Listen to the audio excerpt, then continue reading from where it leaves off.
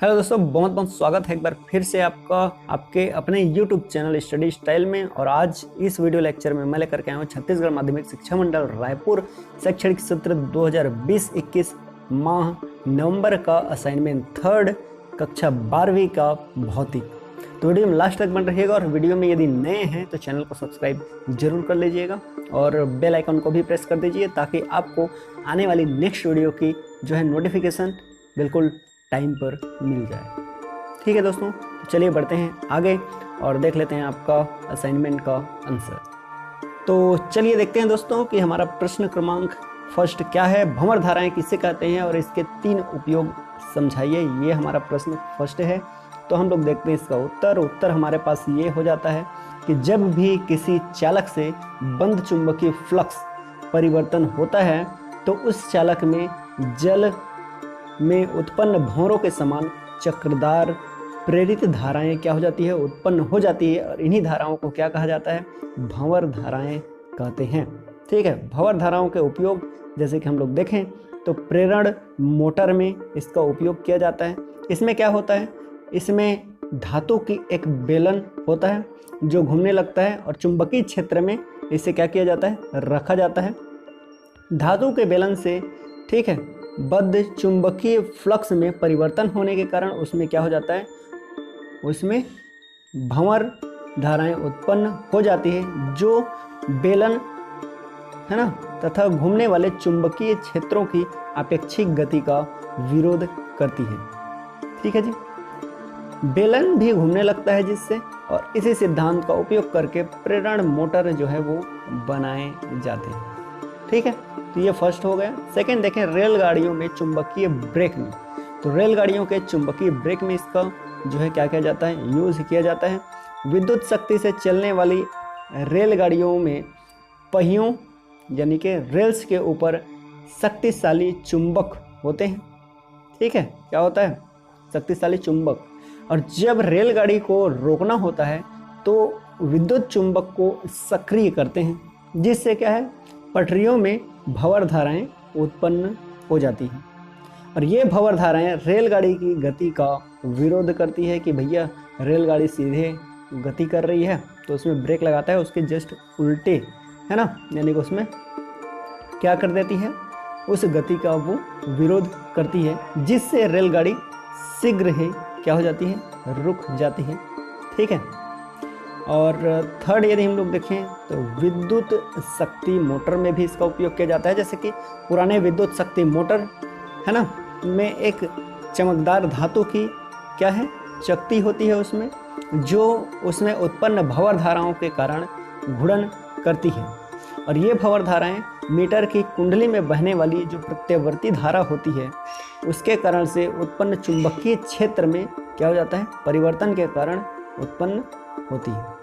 ठीक है जी। सेकंड है हमारा दिक्पात कोण तथा नमन कोण को समझाइए तथा सिद्ध कीजिए कि tan theta equal to V/H। ठीक है, तो आप यहाँ पे देख सकते हैं दिक् कोण है ना, दिक् कोण क्या है, दिक्पात कोण किसी भी स्थान पर भौगोलिक है ना यम्योत्तर और चुंबकीय यम्योत्तर के बीच न्यून कोण को, उस स्थान को क्या कहा जाता है, दिक् कोण कहते हैं। जैसे आप यहाँ पे डायग्राम देख पा रहे हैं, ये डायग्राम जो है आप अपने आंसर शीट में बना लीजिएगा। नमन कोण की यदि हम लोग बात करें तो ये हमारा हो जाता है किसी स्थान पर स्वतंत्रता पूर्वक लटकी है ना चुंबकीय सुई की अक्ष चुंबकीय यमोत्तर में क्षैतिज रेखा के साथ जिस कोण पर झुकी या फिर ठहरी रहती है उस स्थान को क्या कहा जाता है, नमन या फिर क्या, प्रतिकोण कहते हैं। ठीक है जी, इसके लिए आप ये वाली जो डायग्राम है ये आप बना लेंगे और फिर हम लोग आगे बढ़ते हैं। चित्र से स्पष्ट है, आप जो यहाँ पे देख पा रहे हैं है ना न्यूमेरिकल्स, वो आप सॉल्व कर लेंगे और आपका आंसर जो है वो कंप्लीट होता है। नेक्स्ट आपका क्वेश्चन आ रहा है थर्ड, वो हमारा है स्वप्रेरकत्व क्या है। किसी प्रेरण कुंडली में धारा का मान बढ़ रहा है। इस कुंडली का स्वप्रेरकत्व आई है। परिवर्तन को प्रदर्शित करने के लिए ग्राफ बनाइए, ये है आपके पास। और इसमें जो है फर्स्ट आपका अब प्रश्न जो दिया गया है वो है चुंबकीय फ्लक्स एवं विद्युत धारा के मध्य आपको ग्राफ खींचना है, या फिर सेकंड है संचित चुंबकीय स्थितिज ऊर्जा एवं धारा के मध्य भी आपको ग्राफ खींचना है। तो यहाँ पे जैसे आप देख पा रहे हैं, जब किसी कुंडली में बहने वाली विद्युत धारा के मान में परिवर्तन किया जाता है तो उस कुंडली से वह चुंबकीय फ्लक्स में परिवर्तन होता है और फलस्वरूप उसी कुंडली में क्या हो जाती है, प्रेरित धारा उत्पन्न हो जाती है। और इस परिघटना को ही क्या कहा जाता है जी, इस परिघटना को ही स्वप्रेरकत्व कहा जाता है। चुंबकीय फ्लक्स एवं धारा के मध्य क्या है, आपका जो फॉर्मूला आएगा वो ये है। और उसके बाद हम लोग देखेंगे तो आप ये ग्राफ जो है खींच लेंगे। उसके बाद आपका सेकंड जो ब दिया गया है उसके लिए संचित चुंबकीय स्थितिज एवं धारा के मध्य आपका जो फॉर्मूला लगेगा वो ये लगने वाला है। और यहाँ पे आपका ग्राफ जो बनेगा वो कुछ इस तरह से बनेगा, है ना, ऐसे आके इस तरह से ये, ठीक है जी। अब हम लोग नेक्स्ट यदि हम लोग बात करें क्वेश्चन नंबर 4 की, तो क्वेश्चन नंबर 4 हमारे पास हो जाता है चुंबकीय आघूर्ण को स्पष्ट कीजिए। चुंबकीय द्विध्रुव के रूप में धारा लूप के लिए चुंबकीय आघूर्ण का व्यंजक ज्ञात कीजिए और साथ में एम्पियर चक्र क्या है, ये आपका पूछा गया है। तो इसमें हमारा उत्तर जो होगा वो ये है कि किसी चालक के, है ना, किसी चालक के ध्रुव वाल्य और उसकी प्रभावकारी लंबाई के गुणनफल को उस चुंबक का चुंबकीय आघूर्ण कहते हैं। ठीक है, ये हमारा हो जाएगा।